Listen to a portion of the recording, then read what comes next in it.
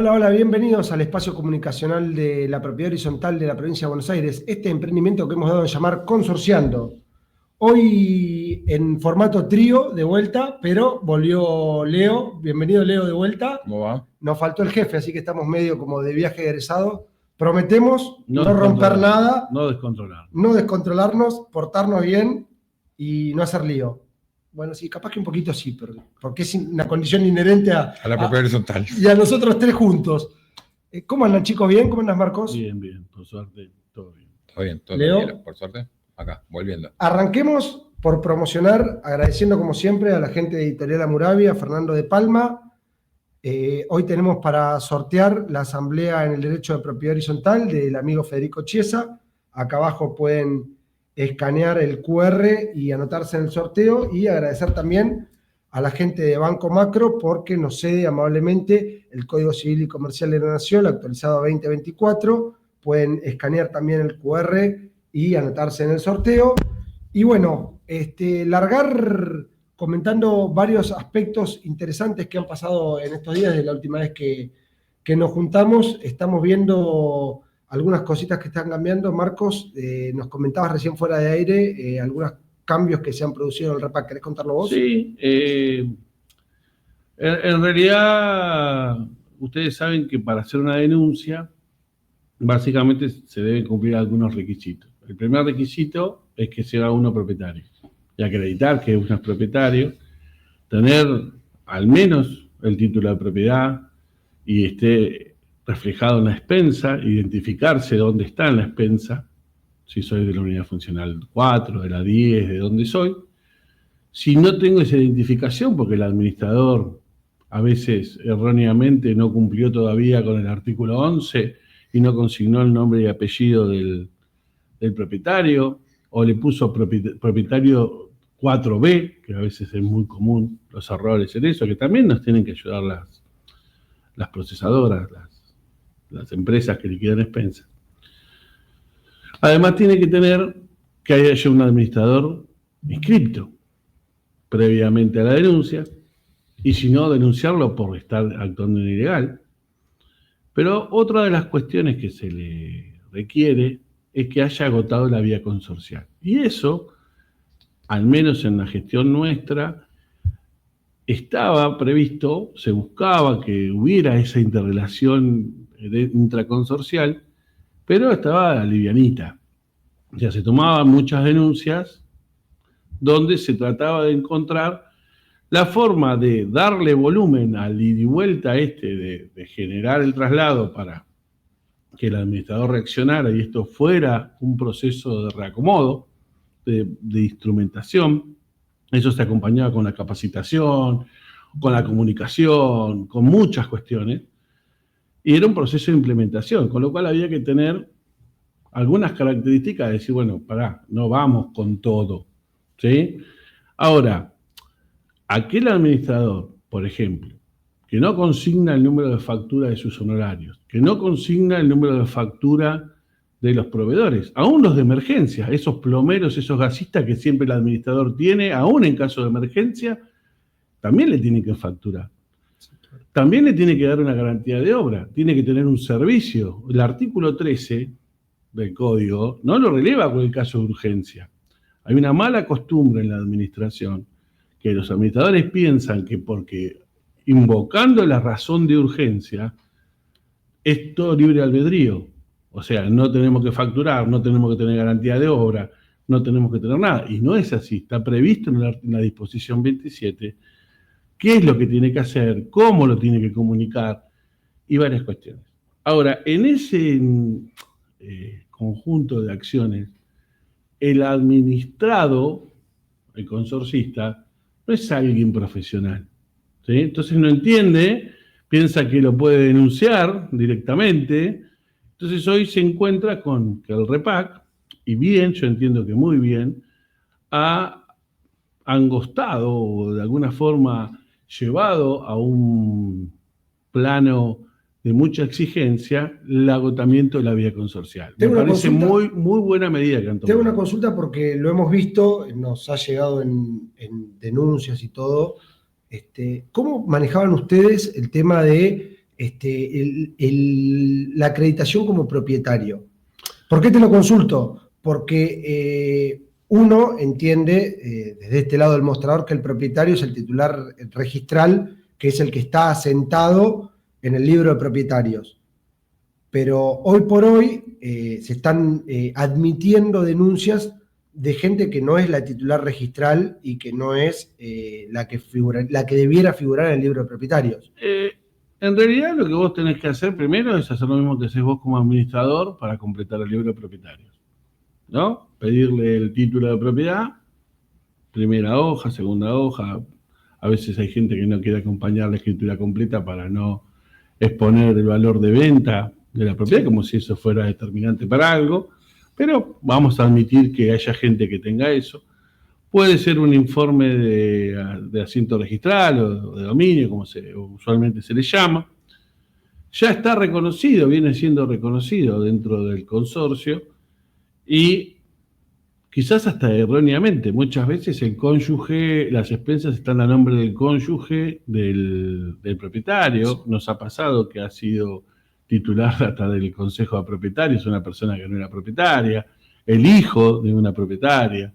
Hay muchas situaciones de estas.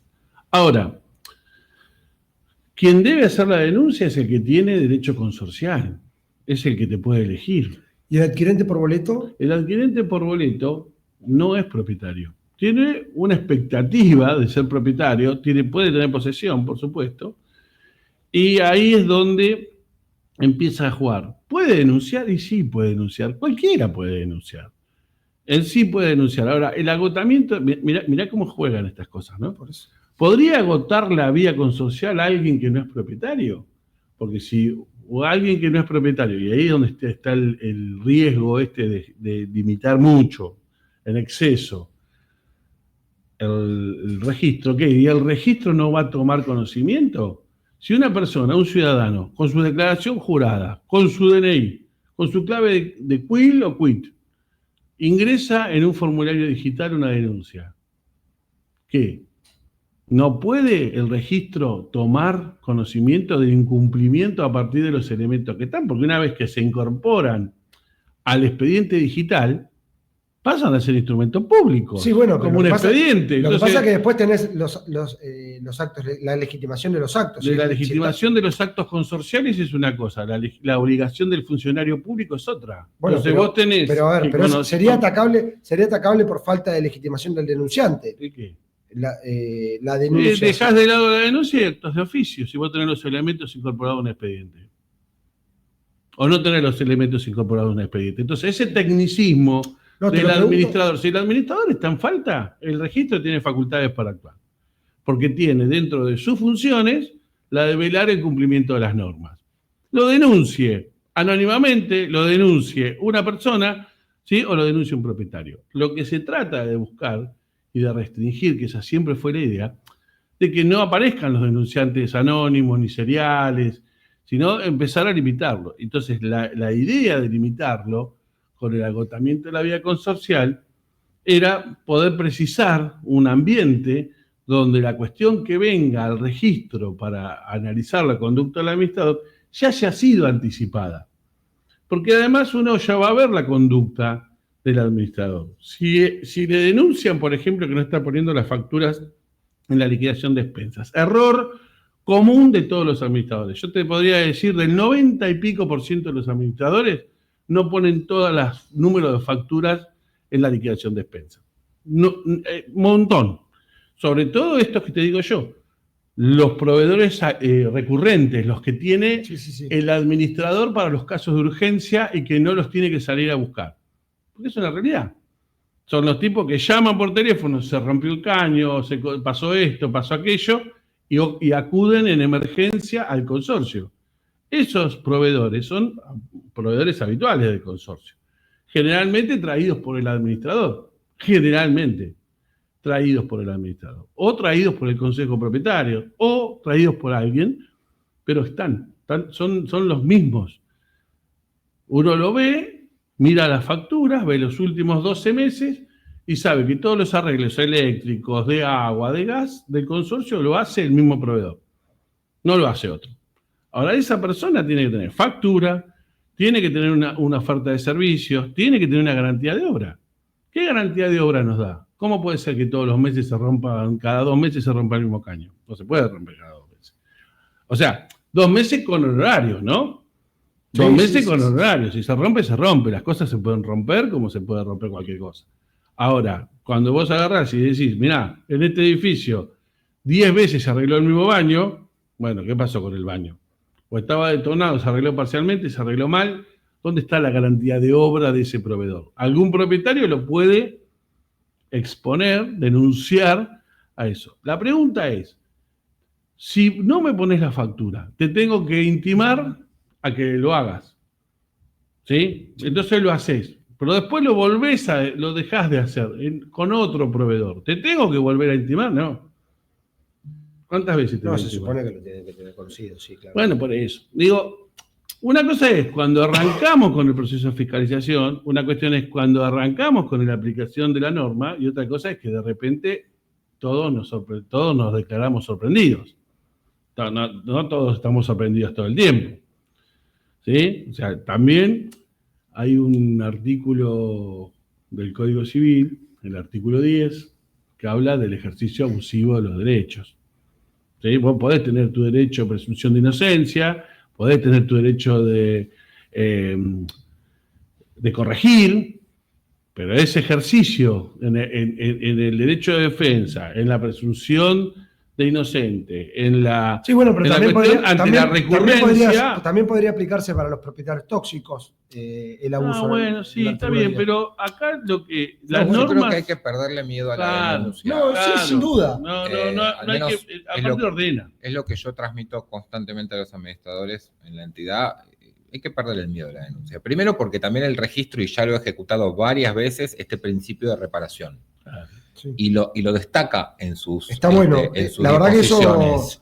Digamos, cuando No un sé administrador se equivoca, porque se puede equivocar, y lo corrige inmediatamente. Lo vamos a poder charlar con el es lo doctor Jiménez, que va a estar en el programa que viene. Eso es lo que diferencia al juzgamiento profesional del consumidor. Sí, claro. ¿Sí? Porque en el derecho del consumidor no existe este derecho de reparación. Hablando del, O sea, el derecho de reparación en el consumidor es una multa a favor del Estado, hablando que se del derecho, reparten entre la provincia y los municipios. hablando del régimen de profesionalización, y me engancho a eso para tratar otro tema que teníamos que queríamos charlar. Bueno, vimos que la gente en Santa Fe, los colegas de Santa Fe están trabajando por un colegio profesional, y vimos posiciones que por lo menos a mí me llaman la atención, porque colegas tuyos, abogados, que por ahí reciben con cierta reticencia la creación de colegios profesionales que normaticen la profesión y que de alguna manera busquen la forma de profesionalizarla, valga la redundancia, De jerarquizar. y de jerarquizarla. Tienen un sentido de que los colegios profesionales son la consecuencia de una actividad arreglada, organizada. Lo primero que yo me iría, Santa Fe no tiene registro. Intentó hacer un registro en Rosario, que la justicia se lo impugnó por el poder de policía, en un fallo bastante importante, que tiene que ver con el derecho de las provincias La de fijar delegación de facultades, su reglamentación del uso del suelo y de las actividades, con lo cual esos colegios profesionales obviamente parten de una ley, o sea que el Congreso, la legislatura de Santa Fe, entiendo que es unicameral, tendría que tener un proyecto. En algo estuvimos trabajando en algún momento,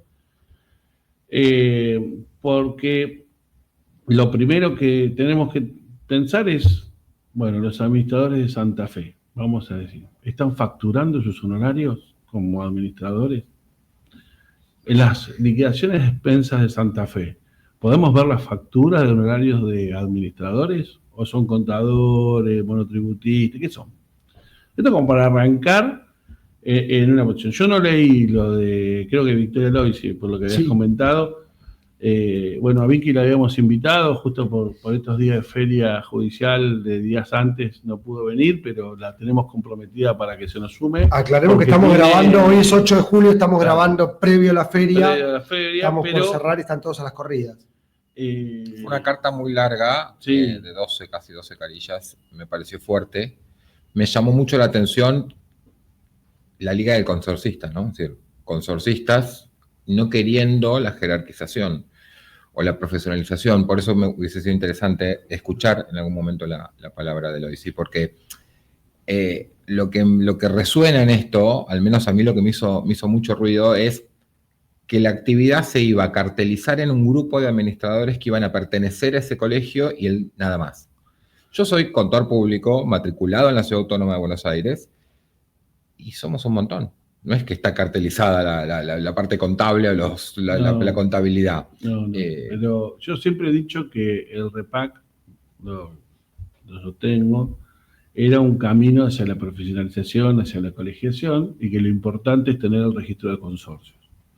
Digamos, que el Estado, a través del registro de consorcios, que son personas jurídicas, por eso está dentro de personas jurídicas, después cuando venga Ariel vamos a charlar un poco más. El programa que viene va a estar el doctor Ariel Jiménez. Pero es un camino hacia la profesionalización surgiendo de la nada. Ahora, de la nada llegar a un colegio es un gran desafío, ¿sí? Ahora, cuando uno establece un colegio profesional, ninguna otra persona puede intervenir si no está colegiado. Bueno, en Provincia de Buenos Aires ninguna persona puede administrar válidamente si no está matriculado. Ahora, a eso le falta todavía el daño de que las compañías de seguros le rechacen la cobertura a un siniestro porque su administrador, contratante, no estaba administrado, por ejemplo. ¿Eso lo charlaron en algún momento con la superintendencia de seguros? Se charló a nivel del registro de la provincia y varios registros también. Cuando terminó la gestión de la superintendencia, porque entramos en un año electoral, era 2023, y estaban justo con otros problemas que tuvieron en materia de seguros y cuestiones que alborotaron todo el funcionamiento de la superintendencia en su momento, hecho público de Alberto Fernández, tema de productores. No se avanzó, y cuando cambió el gobierno, lo que estableció la superintendencia, que me contestó formalmente, es que ellos no podían generar una condición necesaria de cobertura para obligarlos a los productores a verificar la matriculación cuando no era en todo el territorio asignado. O sea, la superintendencia es una entidad federal, o sea, con lo cual sus actos son aplicables para todos. Nosotros le planteamos, bueno, pongan que en el caso de que en el territorio fuera obligatorio su matriculación, como de hecho pasa hoy en Cava, en Neuquén y Buenos Aires, se exigiera, ¿sí?, la presentación de eso. No lo quisieron hacer porque por una cuestión ideológica. No, sí, o de forma también, de instrumentación. No nos olvidemos, hay unas cuestiones. Lo mismo pasó con el Banco también, Central. Sí, lo mismo pasó con el Banco Central, que contestó el Banco Central, dice, esto manéjenlo con las entidades, porque nuestras normas son de carácter nacional y nosotros sacamos las circulares aplicables a todos los bancos del país, no solamente al territorio, y generalmente es cierto. No hay normativas que digan para la provincia de La Rioja, para la provincia de Salta, para la provincia de... Esos son todas normativas que necesita tener primero su raigambre provincial, su desarrollo provincial, y bueno, a partir de la unificación de la postura nacional, bueno, una cosa es 3 de 24, 3, y otra cosa es 20 de 24. Entonces, naturalmente hay un proceso evolutivo en esto. Fíjate que el código se dictó en el 2014. 2014. Se puso en vigencia en agosto del 2015.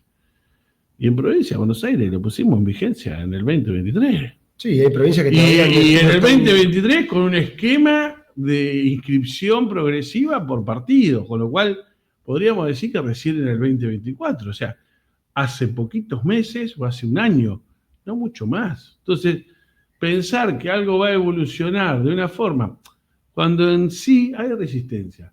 Y hay resistencia de los administradores y hay resistencia de los propietarios. Porque no hay resistencia, y en esto me adhiero a veces a lo que ustedes estaban diciendo, a veces hay grupos de consorcistas, ¿sí?, que también se resisten claro, a no poder gobernar más el consorcio con un consejo y ser solo revisor. No les gusta. Hay mucha gente que, bueno, pero si tengo que revisar nada más y no puedo decidir, me voy. me voy. Sí. Esto está pasando, ha pasado en la provincia de Buenos Aires, lo hemos visto, ha generado crisis en muchos consorcios donde estaban acostumbrados a los consejos a hacer lo que ellos decidían. Sí, también creo que y siendo honesto con lo que uno piensa, vale la pena decirlo, también falta posicionarse por parte de los administradores como lo que realmente son, que son profesionales que tienen la facultad de gobierno a través del mandato de la persona jurídica, por una cuestión de ponerse en la función. A veces es mucho más cómodo quedarse escudado en me mandó el consejo y no puedo hacer nada porque no me dan permiso y no sacar el pecho y decir esto hay que hacerlo porque la ley lo indica, porque es necesario para el consorcio y porque tomo la decisión como administrador dentro de las facultades que me confiere el Código Civil y Comercial. Es parte de lo que decía Marcos, de esta reticencia que hay de los diferentes actores, donde está la reticencia del propietario y hay reticencia del administrador. Hasta el día de hoy nos pasa a nosotros con las entidades, donde se nos viene a pelear nuestra postura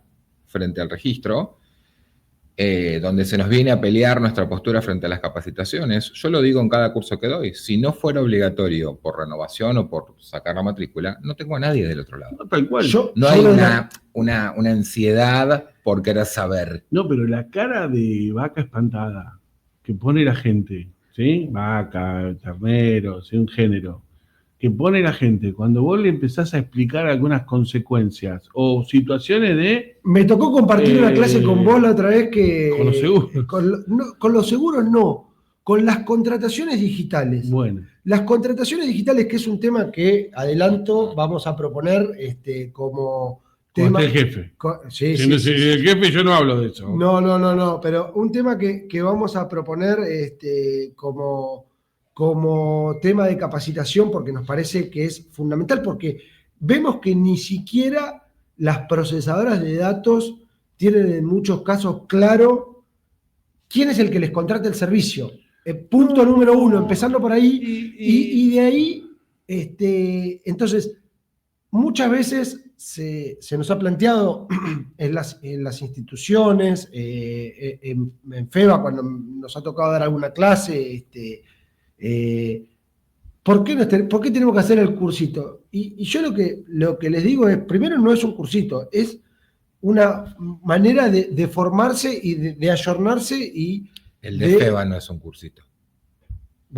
Yo no lo quería poner tan así porque si no uno se pone... Cargas horarias y demás. De repente es cierto, por lo que a mí me llega, porque me manifiestan las instituciones que estaban dentro de esto, de que no ha habido reunión todavía, corregime, con el REPAC, con las entidades capacitadoras, donde se le informaba. Capaz la que mesa, ¿cómo era mesa? Pues yo le decía a la coordinadora y vos te enojabas. ¿Cómo es la mesa de coordinación? Había una mesa de coordinación, todavía no se ha juntado. Un consejo consultivo, donde la idea era que justamente los que tienen el contacto estén con eso. También se había avanzado en la autoevaluación a partir de un sistema que la Secretaría General de la provincia tiene para evaluar a los empleados públicos, y se habían hecho las pruebas con las 400 preguntas en random. Pero también me voy a ganar varias puteadas con lo que quería decir, pero también es sentarnos en la mesa de coordinación y decir, vamos, el norte es para allá y vamos para allá. Y no, bueno, vamos todos para allá, son tantas horas acá, tanto, y después de golpe nos corremos y nos vamos para el otro lado. Que también pasó, en sí, pero en sí ustedes lo viven en sus propias entidades. últimamente en Argentina en general se ha perdido el orden. Sí. Hemos perdido el orden en un montón de cuestiones. En esto de tratar de ser modernos y liberales y no sé cuánto, hemos perdido el orden de las cosas y el respeto a las decisiones conjuntas. O sea, el orden no es reprimir. Decís, el orden no es. Porque quiero dejar conceptos, porque después lo dicen, el orden para ustedes es que el REPAC venga y ponga sanciones porque ustedes son la voz del REPAC. Que nos lo dicen seguido. No es así. Ninguno de los tres está en el REPAC. Digamos. No, por eso, entonces, digo, pero a lo que voy es el orden en el sentido de, bueno, se coordina, se hace algo, ¿sí? Entonces, si no está grabado por escribano público, con penalidades, con esto, no existe. Y aún con todo, tampoco se cumple. O sea... No, pareciera que siempre se está buscando un poco más la ventaja y a ver, bueno, pero fueron 10, entonces, pero son 5 y 5. Entonces somos todos vivos y le encontramos la vueltita. Entonces, esto no lo prohibieron. Entonces, como esto no lo prohibieron, no se interpreta como que va en contra de la profesión. La finalidad siempre fue formar. En lo personal, a mí lo que me molesta de esa mezquindad, porque termina siendo así, es que en el medio otra vez está la gente. Sí. Entonces, y digamos, después nos rasgamos las vestiduras cuando un administrador lo sancionan o cuando...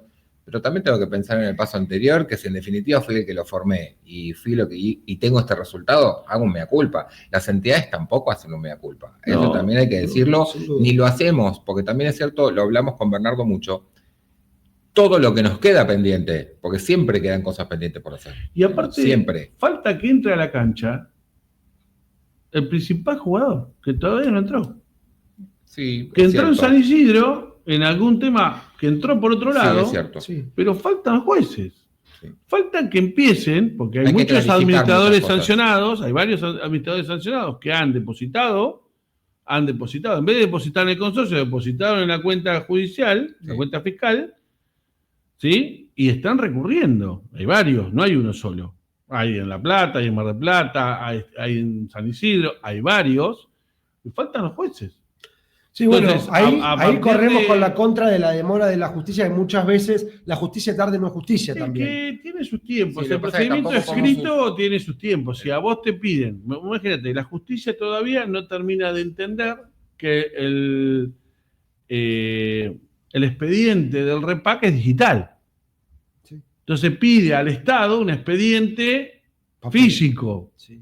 Entonces, que le remitan el expediente a este domicilio. ¿En este domicilio qué le vas a llevar? El pendrive. Tendríamos que poner en la pantalla el meme de Titanic de han pasado 84 años. Bueno, pero entonces imagínate, cuando vos ya empezás así, imagínate cómo vas con la virtualidad y la eficacia de una notificación digital.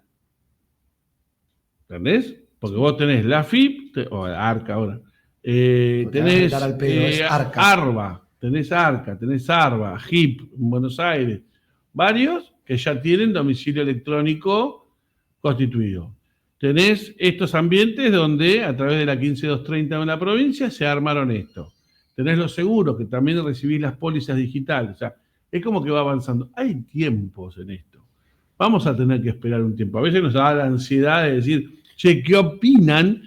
Pero bueno, sí, lo que pasa es que en el medio hay gente y el proceso cuando es largo se torna incierto y genera un montón de complicaciones, incluso hasta la salud. Venimos charlando con Leonardo de empezar a dar charlas de salud mental, porque vemos mucha gente estresada. Hay mucha violencia. Mucha violencia. Sí, las tenemos pactadas ya para comenzar. Quiero, porque estamos llegando al medio del final del programa, del tiempo que habíamos pactado, quiero no dejar de ponerte en el compromiso de anunciar el evento de septiembre. Contanos un poco lo que va a pasar en septiembre. Sí, bueno, es un poco la continuación o la réplica de lo que sucedió el año pasado en Mar del Plata con las Jornadas Nacionales de Propiedad Horizontal, que fueron en noviembre. Este año 2025 se van a dar en Pilar. Están pactadas para el 19 de septiembre. Con una agenda de temas, decidimos junto con Bernardo y parte de la comisión directiva de tratar temas que ya no superen la teoría. Porque veníamos ya con la teoría y el código y el 2060 y la 14701 y las disposiciones. Que te expliquen todo eso, que ya está. Y ya consideramos que tenemos que empezar a avanzar sobre el territorio de la práctica, de qué es lo que sucede, digamos, con qué se encuentra el administrador, con qué se encuentra el consorcista también. El otro día me acordaba de vos porque en China se lanzaron los taxis aéreos. Sí. Unipersonales que vuelan hasta 30 metros, no sé cuánto, a una velocidad, y hablábamos de los drones, y son temas las tan... preguntas en el examen de FEBA, me acordé de la pregunta de los drones de FEBA. Pero claro, pero pareciera como que estábamos hablando de ciencia ficción, y no ya de hecho, nosotros tenemos un asociado que debe ser de los pocos que lo tenemos que comprometer a la gente de GAPSA, que tienen ellos un desarrollo en un barrio cerrado, que tuvieron que efectivamente legislar, entre comillas, con un reglamento interno una norma por el uso de drones dentro del consorcio. Pero bueno, para cerrar el tema de las jornadas, ya después iremos avanzando con la invitación y con... Ya les vamos a estar comunicando desde acá, desde las redes de las cámaras. Publicaremos los programas en Pilar. Sí, pero la idea es que no es una cuestión de localía, es una cuestión de que tengamos la presencia de administradores de toda la provincia. En Mar del Plata tuviste toda una realidad costera y todo del interior, y aparte mucha gente fue, además del resto de la provincia. Exacto. Bueno, acá vamos a definir también de que tengan el transporte para poder trasladarse y poder un poco hacer más ameno esa conjunción con los administradores. Ya les vamos a estar contando. Bueno, cerramos esta edición de Consorciando. El programa que viene va a estar con nosotros el doctor Ariel Jiménez, que fue un poco el que engendró todo esto. Sí. Es como, podría ser como el abuelo de Consorciando, porque estamos todos acá al final del día por él, porque él te puso a vos nos conociste a nosotros tenemos dando toda la vuelta. Y si no, empezamos a hablar de quién lo puso a Ariel. Bueno, dejemos ahí, cortemos el tema ahí. En realidad son construcciones de gente que ve el derecho en forma dinámica, con ganas de hacer cosas y de resolverlas, y así como los que hoy están también, y que están a cargo de esto, y en esa mejora que yo les decía, como ahí para redondear un poco, esto del agotamiento de la vía consorcial forma parte también de una educación al consorcista por rechazo. El problema es que lo que también por ahí tendríamos que pedirle es que cuando rechaza, asesore, enseñe. Porque cuando uno rechaza a un profesional, el profesional va y estudia. En cambio, cuando el consorcista es rechazado, pierde la confianza en el instrumento. Si uno no le explica, mire, usted no tiene agotada la vía consorcial, ¿por qué? Porque no le reclamó al administrador, no le dio la oportunidad. Esto, quizás haya que poner alguna comita con algún parrafito adicional que haga que el Estado enseñe, porque el Estado puede enseñar a través de sus resoluciones. Sí, claro. A veces se tecnifica mucho, estas cuestiones las vamos a discutir con Ariel también, porque las hemos discutido siempre, en donde el Estado, a través de sus actos, también el Estado decide, tiene el poder de decisión, pero también tiene la obligación de enseñar, de aprender todos juntos. Entonces, quizás llevando alguna otra explicación que al consorcio, me la rechazaste por esto, pero no es que decir que no la puedo volver a hacer a la denuncia. No, termino la vía consorcial y si no me reacciona, vuelvo a denunciar. Bueno, igualmente, Marcos, ahí voy a ganarme muchos enemigos con lo que voy a decir, pero no me interesa. El administrador estaba obligado a mandar la 14701 al consorcista, y no lo hizo. No lo hace. Entonces, después no nos quejemos. Entonces, esto es algo que hablamos con las entidades y con los socios todo el tiempo. ¿Se la mandaste? No. Y no, la verdad que no. Bueno, entonces es como una espiral difícil. Lo que pasa es que también para nosotros es difícil porque vos le decís, le mandaste la... pero vos porque estás con el repack.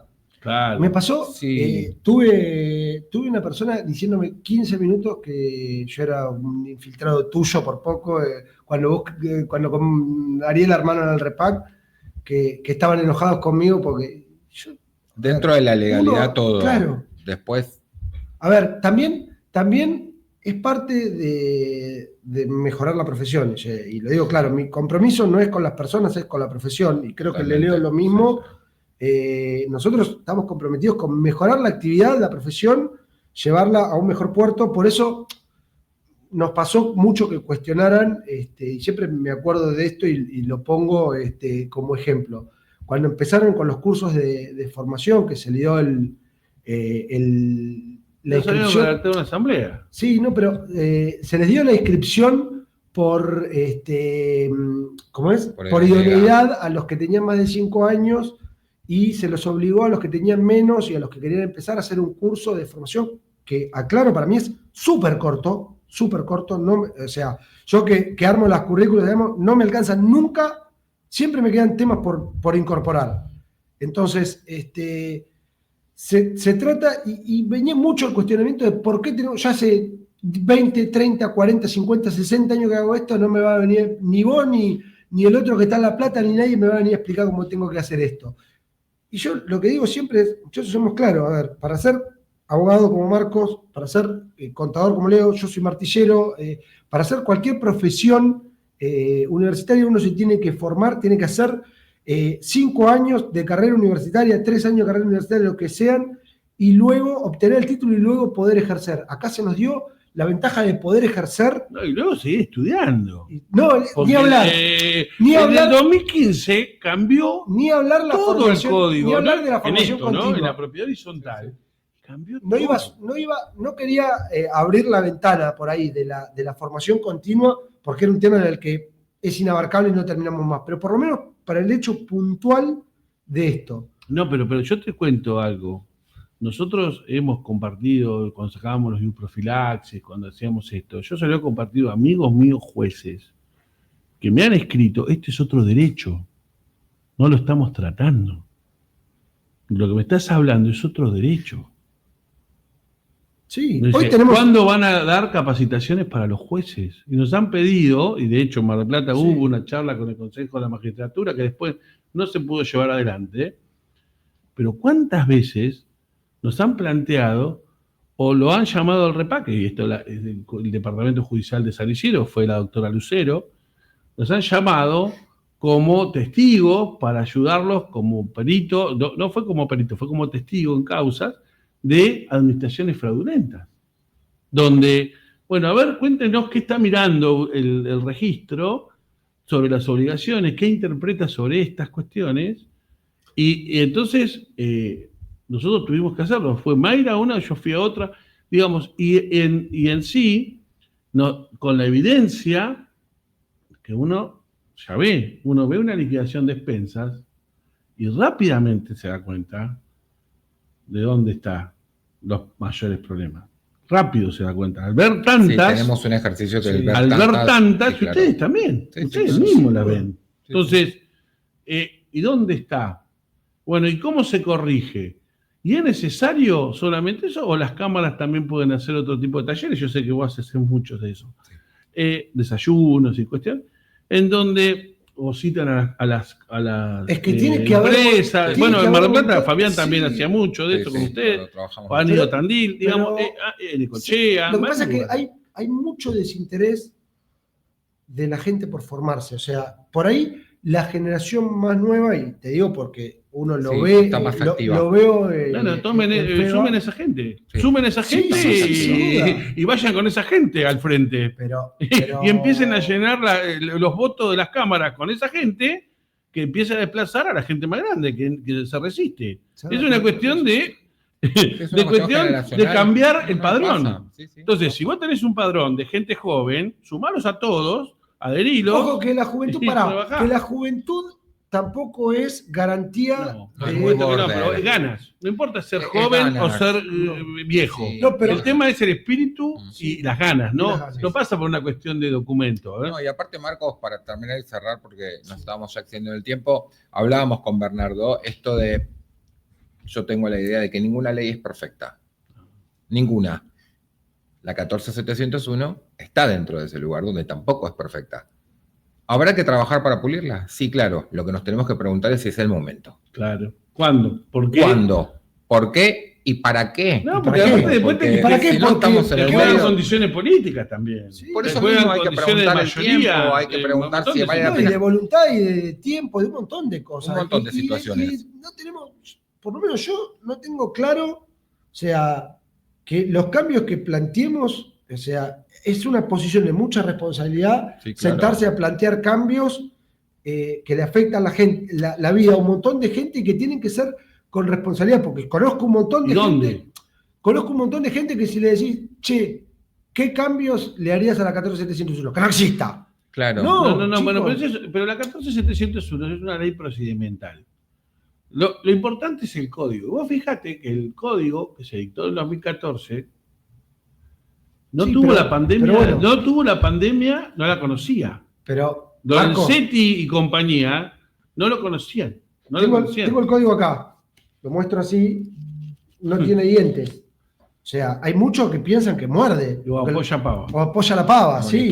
Pero, muchos actores de la propiedad horizontal bueno, piensan que muerde. Bueno, pero a lo que voy es, a veces no es la 14701 o algo del REPAC. A veces es el código. El libro propietario es electrónico, por ejemplo. Bueno, avancemos. Hay cosas que se pueden avanzar. Hoy el enojo es con el registro y con la normativa del registro.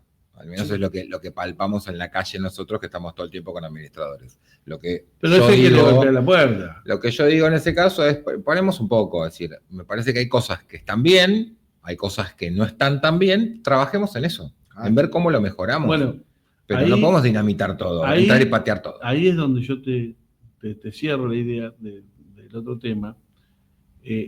Quizás lo apresurado que sea en la provincia de Santa Fe avanzar con un colegio profesional de autorregulación de la actividad, porque el colegio implica eso, de la autorregulación, sin tener una costumbre de estar regulado y supervisado. Que me parece que es más sano en la provincia tener el REPAC como camino hacia la colegiación.